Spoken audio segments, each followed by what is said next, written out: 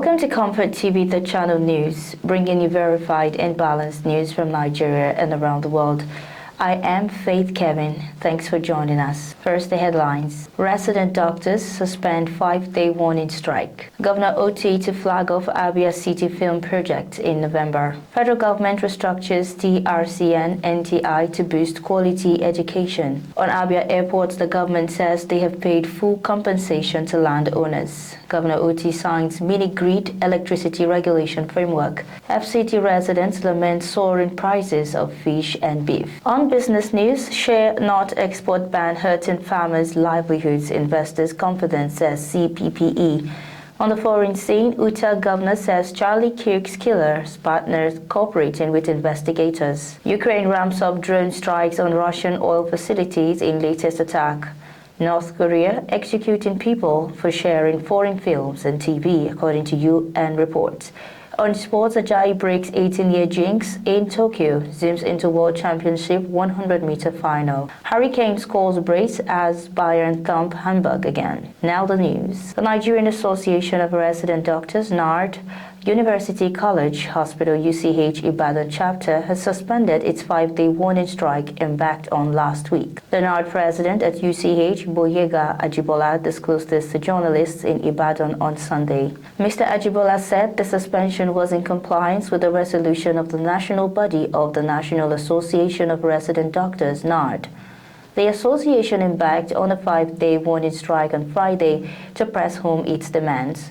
According to him, the suspension followed the commitment of the federal government to address the issues outlined by the association in the communique, as well as the commencement of payment of the 2025 Medical Residency Training Funds (MRTF) to members who were owed. NARD also called on the Oyo State government to comply with the 15-day ultimatum issued by the Nigerian Medical Association (NMA) Oyo State branch to address the lingering issues affecting doctors at Lautech Teaching Hospital of Bomosho.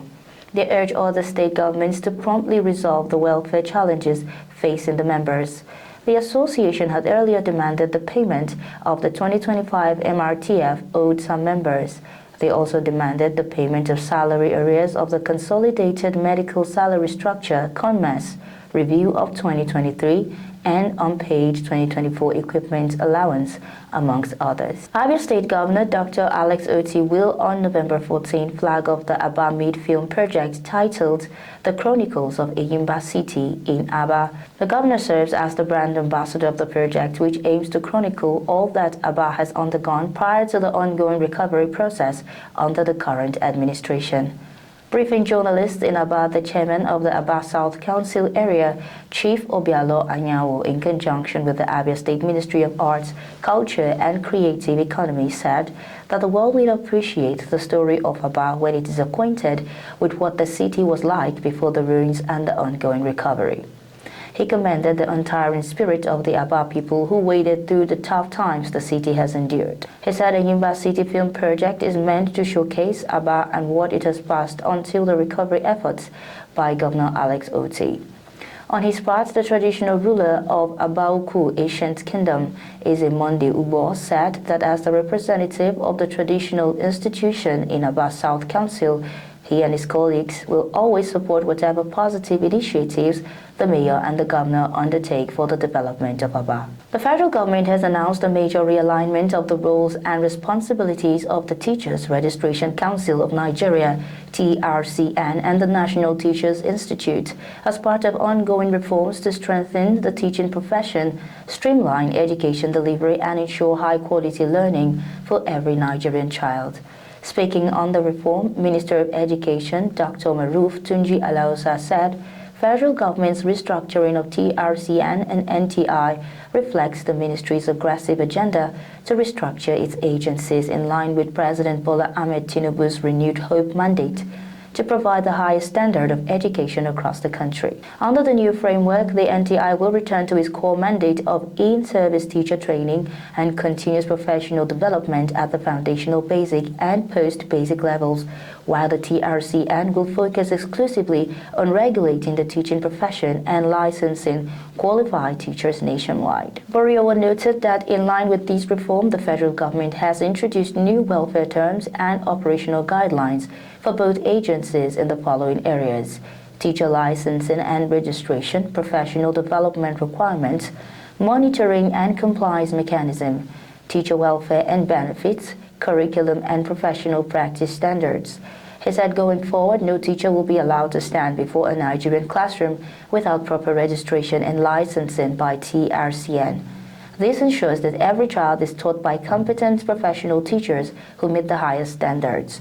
The minister explained that both agencies now have new operational guidelines to enhance governance, oversight, and accountability. The Abia state government says it has paid compensation to the landowners of the Abia Airport project, whose lands are located along the runway of the airport project. Government added that if there were those that are yet to be paid, it may be exceptional cases which must be attended to on a case-by-case basis. The Chief of Staff to the Governor, Pastor Caleb Ajagba, disclosed this at the Abia Airport project site in Sulu, Sialangwa North local government area of the state, when he paid a fact-finding visit to Nsulu people in the company of the Commissioner for Lands and Housing, Mr. Chaka Chukwumerije, and other top government officials. He said that the visit became necessary as the attention of the governor was drawn to the fact that there were some people within the Abia airport in Nsulu that claimed they have not been paid compensation.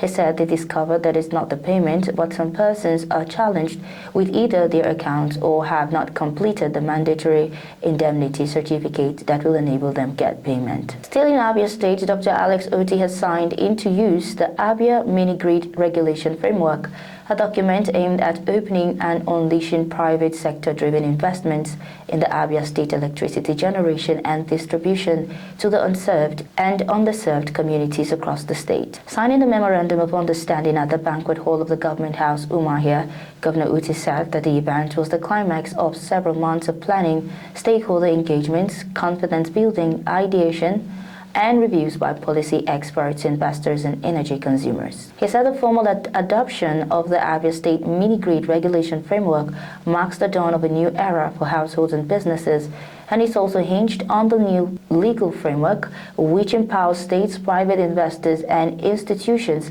to invest in the electricity value chain to extend access to millions of persons, including and especially in underserved and unserved communities. Oti, while appreciating the International Solar Alliance ISA for their support and commitment to the successful delivery of the project, announced to the overseas partners of Abia State government that the initiative is closely aligned to the state's common pursuit of a carbon-neutral future, saying that ISA has proven to be a reliable partner. He assured members of the international community that his administration was in sync with the global demands for high volumes of investments in the renewable energy space. Many residents of the Federal Capital Territory FCT have expressed concern over the rising cost of fish, lamenting that the staple protein source is becoming unaffordable in many households. A survey conducted at the Kado, Apo, and Mararaba markets revealed that the price of Titus and other varieties of fish have continued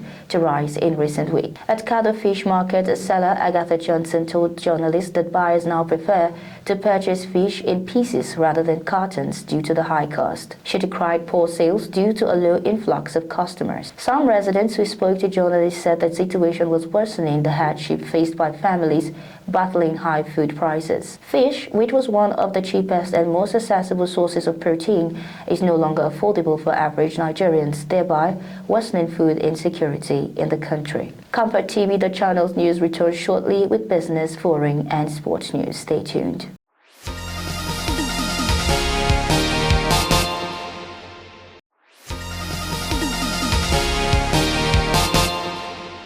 Many thanks for staying tuned. This is ComfortTV.channel's news on business. The Center for the Promotion of Private Enterprise, CPPE, has said that Nigeria's sudden ban on raw shea nut exports is hurting farmers, exporters, and investors, urging the government to adopt a phased approach. According to the brief released on Sunday by the CPPE Chief Executive Muda Yusuf, the ban was introduced without consultation and has triggered sharp disruptions in the supply chain. He said share nut prices have fallen far more than 30% since the measure took effect, eroding the incomes of farmers and aggregators. Exporters are facing possible defaults on contracts and looming loan repayments, while thousands of jobs in cultivation, logistics, and trade are under threat. President Bola Tinubu on 26 August announced the temporary suspension of the export of share nuts. The ban, which is with immediate effect, is subject to review on expiration and specifically aimed at boosting Nigeria's share value chain to generate around $300 million annually in the short term. According to Yusuf, sudden bans on exports with immediate effect introduces uncertainty, heightened risk, and undermine investor confidence. He said the policy effectively penalizes primary producers to benefit processors, creating a zero-sum scenario rather than a shared growth model. The think tank warned that abrupt policy shifts sent negative signals to investors and could reverse gains in non-oil exports, which exceeded $3 billion in the first quarter of 2025. CPPE, however, recommended that the government allow companies to honor existing export contracts, introduce clear timelines for phasing out raw exports, and address structural constraints such as power supply, logistics, and financing that make local processors less competitive. It also urged the government to introduce clear timelines for phasing out raw exports, allowing businesses to adjust operations.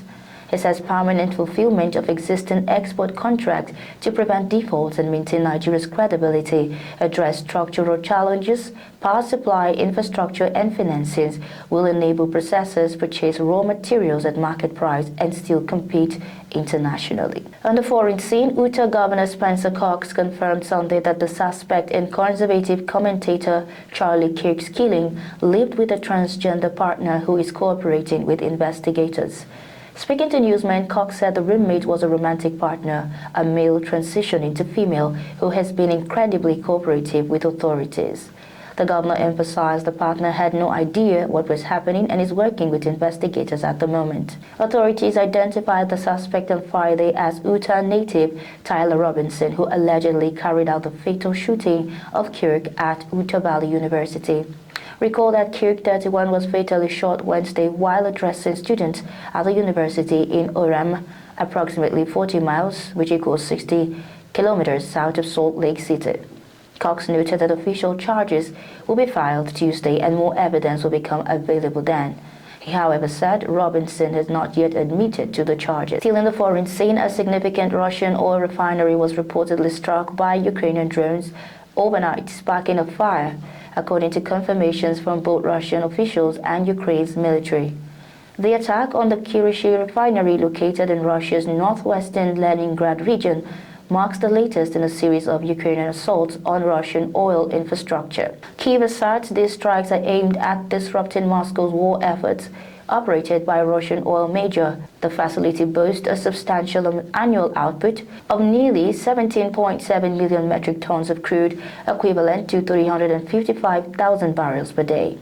Ukraine's general staff reported explosions and a fire at the Kirishi refinery, sharing a photograph purportedly showing a blaze against the night sky. Regional Governor Alexander Drozdenko confirmed three drones were intercepted in the Kirishi area, with fallen debris igniting the fire. Concerns about the war extending beyond Ukraine's border were recently heightened when multiple Russian drones crossed into Poland, prompting NATO to scramble fighter jets. Russian officials have yet to comment on the full consequences of the strike. A new UN report reveals that North Korea is increasingly imposing the death penalty, including for watching or sharing foreign films and TV dramas, and is also forcing citizens into labor.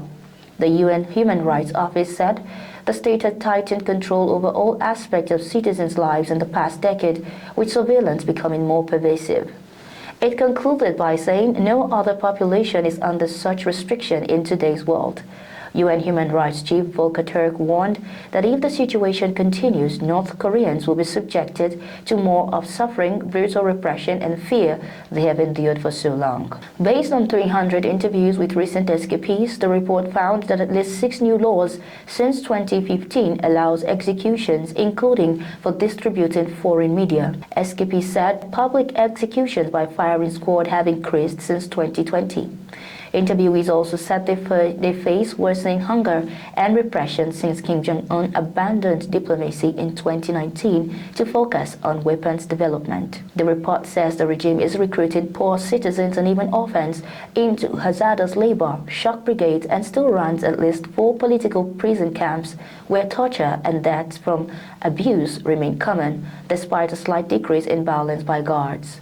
The UN called for the situation to be referred to the International Criminal Court and urged Pyongyang to abolish prison camps, end execution, and teach citizens about human rights. In sports, Nigeria's Kanyisola Ajayi has written his name in the history books, becoming the first Nigerian man in 18 years to qualify for a World Championship 100-meter final. The 23-year-old sprinter clocked 9 minutes 93 seconds to finish second in his semi-final on Sunday at the Tokyo 2025 World Athletics Championship, securing automatic passage into the showpiece race.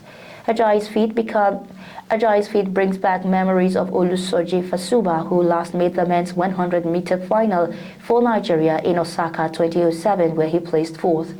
Fasuba also remains the Nigerian record holder with 9 minutes 85 seconds, a mark Ajayi is edging closer to with his lifetime best of 9 minutes 88 seconds. Drawn in the first of 3 semi-final heats, Ajayi faced a star-studded lineup that included defending champion Noah Lyles of the USA, Olympic gold medalist Marcel Lamont Jacobs of Italy, and South Africa's Akani Simbine, a 3-time World Championship finalist. Holding his own against such elite company, the young Nigerian displayed composure and raw speed to punch his ticket to the final. Still in sports, Harry Kane scored in each half as Bayern Munich piled the pain on Old Foe Hamburg in a 5-0 home win on Saturday.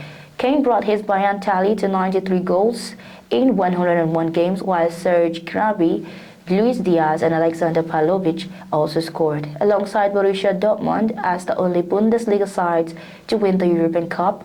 Bayern and Hamburg have taken different paths since dominating German football in the 1980s. Bayern have won 12 of the past 13 league titles, while Hamburg were promoted last season after 7 seasons in the second division. And that's our news bulletin for today. But before we go, here is a recap of our top stories. Resident doctors suspend 5-day warning strike. Governor Oti to flag off Aba City film project in November. Abia State government says on airport they have paid full compensation to landowners.